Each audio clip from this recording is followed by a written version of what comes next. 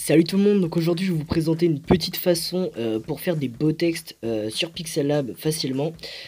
Donc moi personnellement j'utilise Pixel Lab, hein. Donc c'est une application gratuite sur le Play Store et peut-être sur l'App Store, je sais pas. Donc on va commencer tout de suite, hein. Donc ce qu'il faut savoir c'est que moi c'est mon texte personnel à moi que j'utilise, donc s'il y en a qui trouvent pas ça super, c'est normal. Donc après bon bah si vous voulez, si ça vous plaît pas, bah, vous faites autrement. Mais moi perso j'aime bien en fait ce style d'écriture. Donc là je vous ai pas expliqué, donc vous écrivez n'importe quoi, hein, votre texte, donc moi j'ai écrit texte. Vous allez dans votre police. Alors là c'est compliqué en fait, il faut aller soit sur des sites genre Dafont, D-A-F-O-N-T. Dafont c'est un site de téléchargement de fonds, de police. Donc en fait vous choisissez ce que vous voulez. Vous faites download, ça va vous télécharger un fichier .zip.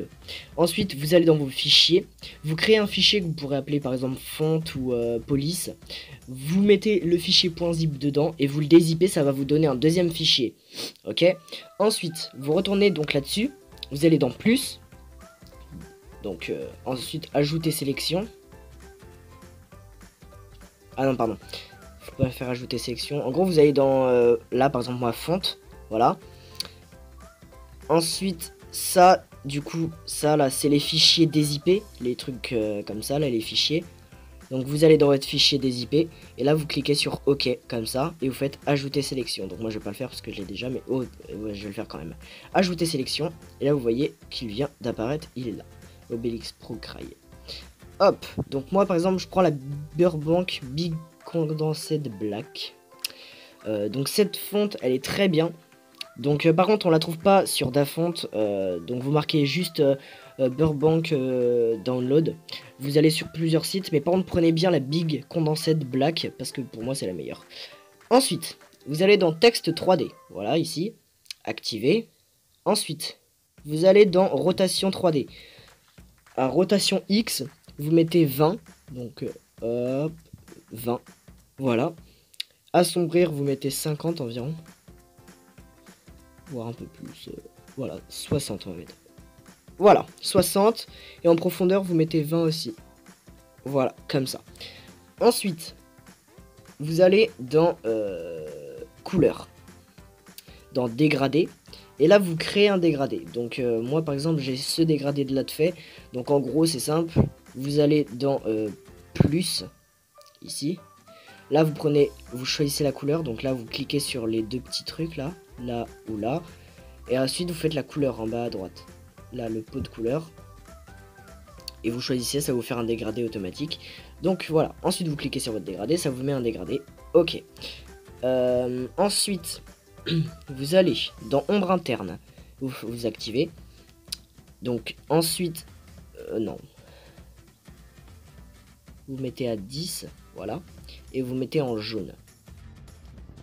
Alors petite pause juste pour vous dire que quand j'ai dit dégradé de jaune, que vous mettez la couleur jaune, c'est parce que moi j'ai choisi du jaune, mais en gros il faut que vous choisissiez la couleur qui est en haut de votre texte. En gros la couleur, vu que c'est un dégradé, la couleur du haut, vous prenez la même pour l'ombre interne. Voilà, allez c'est parti pour la vidéo.